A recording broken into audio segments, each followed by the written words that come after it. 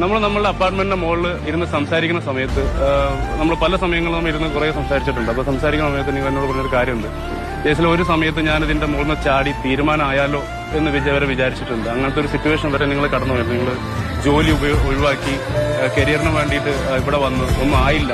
അങ്ങനത്തെ സിറ്റുവേഷനൊക്കെ കടന്നു പോയിട്ട് എങ്ങനെയാണ് ഉണ്ണി ഇത്തരം പ്രശ്നങ്ങളൊക്കെ നിങ്ങൾ തരണം ചെയ്തത്? എന്നിട്ടും ഈ ഒരു സക്സസ് സ്റ്റോറി നിങ്ങൾ എങ്ങനെ ക്രിയേറ്റ് ചെയ്തത്? അതൊന്ന് അറിഞ്ഞാൽ കൊള്ളാം. കുറച്ച് വെള്ളം